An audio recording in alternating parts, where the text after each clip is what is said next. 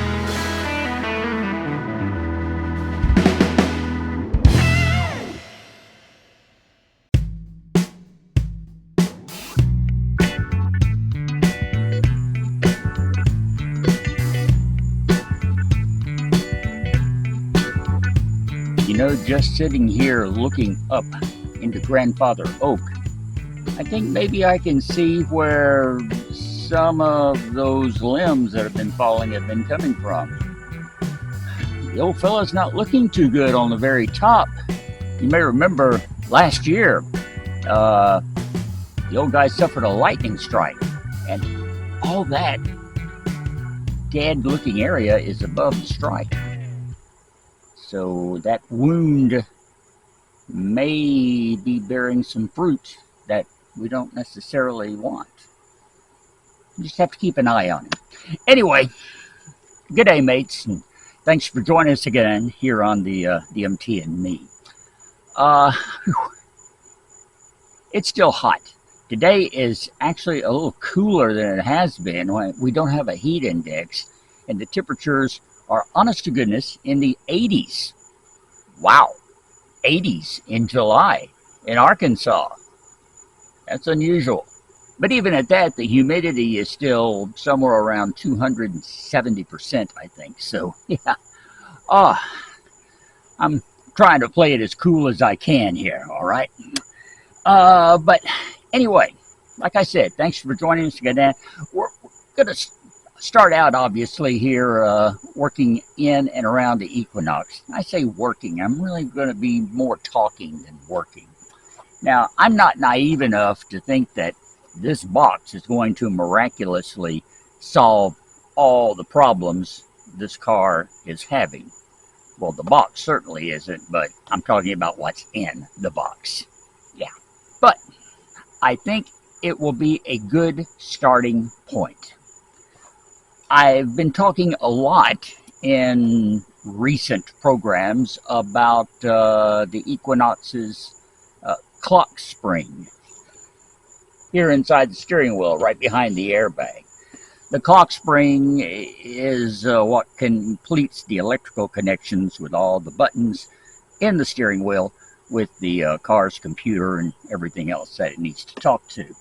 And even the airbag itself depends on connections made through this Clockspring, and it allows the wheel to turn freely while still maintaining those wiring connections. Well, the Clockspring's not working here in the steering wheel.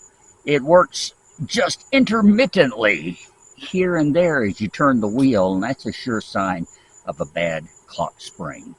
I've told you about this thing. I've explained it as best I could. Today, I get to show you, because this box hopefully contains a Clockspring for a 2006 or 2005 Chevrolet Equinox.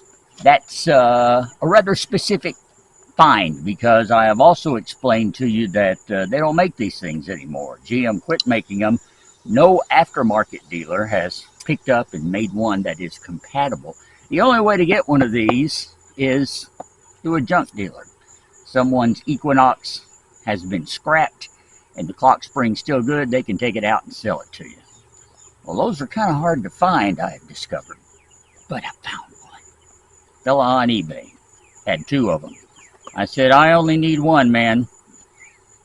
But you could almost tempt me to buy them both, because just finding them is such a miracle. Let me see if I can get this box open so that we can actually see what we're talking about here.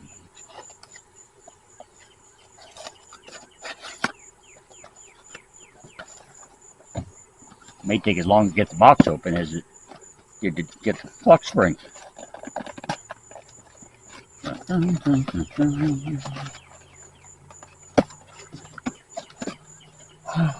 The big reveal. Ta-da! I know, it's all wrapped in paper. Check this out, people. This is a Clockspring. Oh, he's got it nice and bagged up for me. Thank you, thank you, thank you, sir. Thank you so much.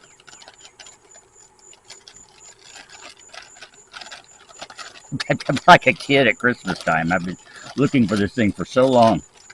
Man, okay. And bless him, he's got it locked in place. It's important that these stay in position, because if they go too far one way or the other, then things won't line up and it'll just be a mess. So he's locked it in place as it came out. This is mounted in the car with 4 screws. 1, 2, 3, 4. And it sits right inside here. Actually, I think it goes like this. Maybe not. I don't know. We'll figure out which way it goes when we get there. But this is where it goes. This is my sacred Clockspring that I've been looking for. And again, there's no guarantee this one is completely good. I mean, like this car, this Clockspring is out of an 06 Equinox. It plainly says 06 Chevy Equinox, and it's got the part number written on it, the serial number, which matches up perfectly. I've already checked that. It's the one for this car. It was used only ever in 2005 and 2006 Chevy Equinoxes and Pontiac Torrents. Those first 2 model years of the car used this Clockspring. 2007, they made some changes. They changed the Clockspring. And by the way, you can buy those a dime a dozen. 30, 40 bucks everywhere. The OEM Clockspring or the aftermarket replacement. But you can't get a new one, even an aftermarket new one, for those first 2 model years. They just don't exist. So this little baby here in my hand, just like the car, is 18 years old. Now, there's no reason to think it's not good. I mean, my gosh, look, it looks brand new. But then again, it's inside the steering wheel, so there's really no signs of wear and tear on one. So I'm going on the assumption I got a perfectly good Clockspring. I'm going to be able to swap it out with the one that's in here. And like I said, that's not going to solve all the problems on this vehicle. But it is going to fix a pretty good handful of them, to say the very least. Things like the horn, the cruise control. I can be sure that the driver's airbag is functional at that point, although I really don't want to test it, you know, that's kind of extreme. And my steering wheel also has remote controls for the radio, for changing the station and the volume, so it'd be kind of handy having those as well. I mean, I am a radio guy, right? So when I'm traveling, I'm fiddling with the radio constantly because I'm listening to everybody else, see what they're doing, see if there's anything I should be doing on my station that's just a radio thing. So yeah, that'll allow me to keep my hands on the wheel, keep my eyes on the road and my hands upon the wheel. Okay, couldn't resist dropping in a little Doors music. Anyway, Clockspring, I have it. It's real, people. It's real. So now that we've got this thing, we're not going to put it in today. Putting it in means you have to remove the airbag, which is the central unit right here. It's a couple of pins you have to release on the side, and that comes out and you unplug it and put it to one side. And then you have to take off the nut. There's a center nut that holds the steering wheel onto the column, so hopefully that comes off easy. And then you pull the steering wheel off. Now, if that doesn't come off that easily, you may have to actually get a steering wheel puller, which is one of those clamps that you tighten down the nut in the middle and it pulls out evenly. We'll just have to see. Chances are, hopefully this one will pull straight out and just come off. It'd be nice if it'll work that way. We'll see. And once you get to that point, then you have to take these cowling covers off and undo some wiring, undo all these little clamps go into, connectors. In fact, these are the airbag connectors right here, and there's a connector that goes to that. These going to connect, everything plugs in, and there's what, 1, 2, 3, 4, 5, 6 of them. So, and they all have multiple wires. So you get all that undone, take screws out, take out the old, put in the new, hook up all the connectors again. Then be sure to take this little white wire tie off so that the thing will turn, and then you put it all back together. And it works in a perfect world. I can't tell you how jazzed I am to have this. It is such a precious thing to me. I'm going to roll it back up and put it back in its plastic bag so that it stays safe. Where did the plastic bag go? Nah. Because I want to keep it nice and safe and in good condition for the day soon, very soon, whenever we do decide to get out here and do that little job. Okay? This is obviously going to take a while to get it back in the bag, so I'm not going to torture you by making you watch me do that. Stick around. More to come here on the MT and Me. How does this go in there?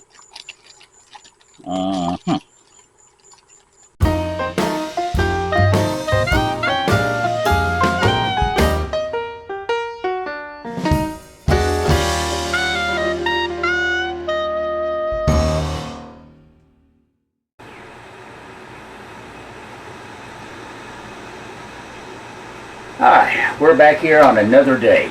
I came out here to Pearl today, wondering if a couple of little jobs I could do. And I looked over in the corner and I saw my lists, okay? You remember my list, I've had them in previous shows. I remembered that it's been a while since we updated them. So rather than get involved in something, get my hands dirty, and get into something that's going to probably take longer than I have time for, I think we'll just go over our list real quick here, do some more talking, and do a little updating, all right? This is the checklist. Now, to show you how old it is, it says, check alternator, check fuel pumps, install air cleaner, and change the oil and filter. We have 98% done all that. Okay. Alternator, I mean, hey, we just worked on it last week, right? Fuel pumps, check the one on the engine. We still haven't figured out what, if anything, is wrong with that electric one. But we'll get to that. Okay, so we're going to take that off the list. Install air cleaner. It's not exactly installed, but I have everything, so it's just a matter of putting it in place. And yes, we have changed the oil and the filter. Seems like forever ago that we did that. So my erasable board is not erasing here. Hang on.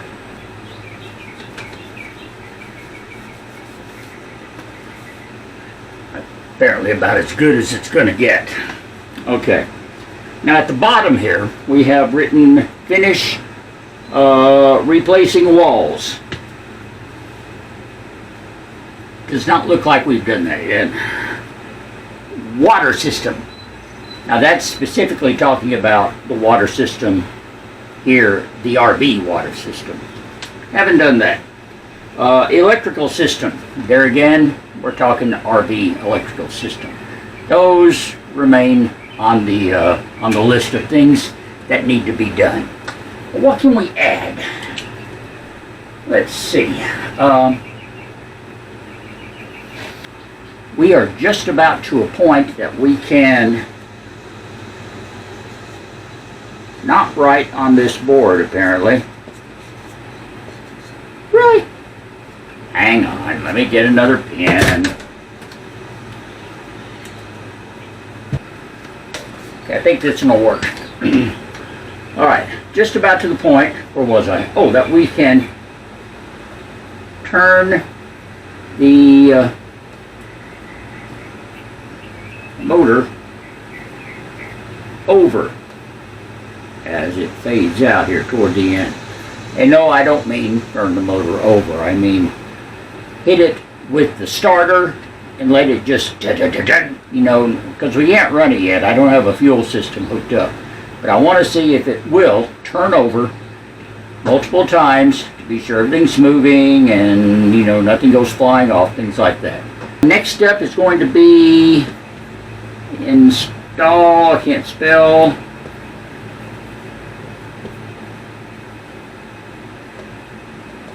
a thermostat and hoses.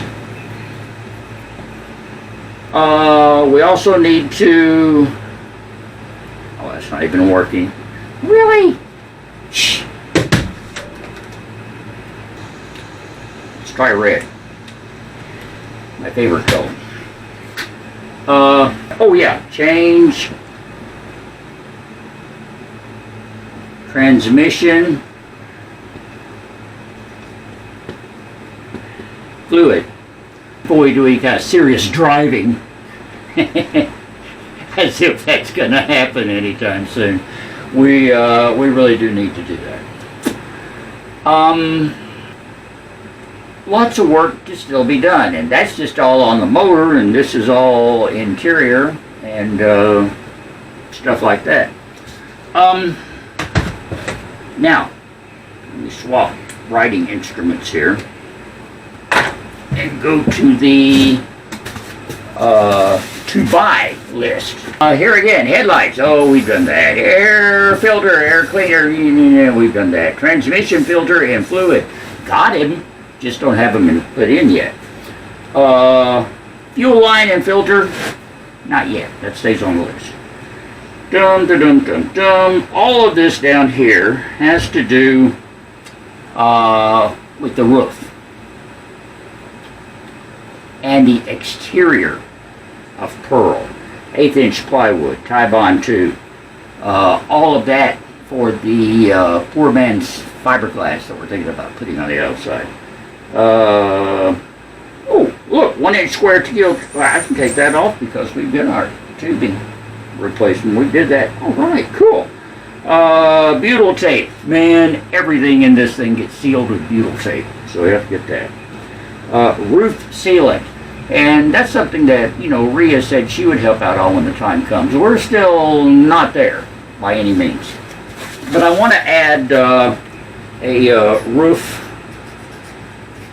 vent to the immediate list to buy. This is to replace the vent up front that's totally shot. And I'll probably go ahead and spend the money and get one with a fan built in, because I'm eventually going to want that circulation fan to blow air in or suck it out, as the case may be. So I figure it's worth it to go ahead and spend the money on that. So I'm figuring, okay, new AC, go ahead and put it on here. We can at least start shopping for them. All right. I'm going to stop there. There's other things that could go on here. I mean, we've got to install windows. I have the windows, but they have to be installed. But before we do that, I got to figure out the exterior, what it's going to be. And then there's everything for the interior, too. And at that point, I am going to stop. So that's plenty of money to be spent and plenty of jobs to be done in the future. The vast, expansive future of getting this old girl road ready. But it's coming along. We're a lot farther along than we were when we drug her off the trailer into this yard. Yeah, big difference, big difference. It's a slow go. I know that. And I get frustrated because it gets slow sometimes. I know you get frustrated saying, Lindsay, he's never going to get that thing fixed. Working on it, 5 hours a week. And you have a valid point. But I do what I can do, when I can afford it. And I drag you through it all with me. I can't let you know how much I appreciate you dragging along with me here too, each and every week on the MT and Me. So we haven't done much but talk this time around, but it's been some important stuff. I hope you can appreciate that. Next week, who knows what will happen, Maybe the asteroid will hit and we won't have to worry about any of this. Just kidding. Just kidding. Be sure and join us just to see, though, if it does happen. And if I'm not here, maybe check the asteroid report. Until then, subscribe.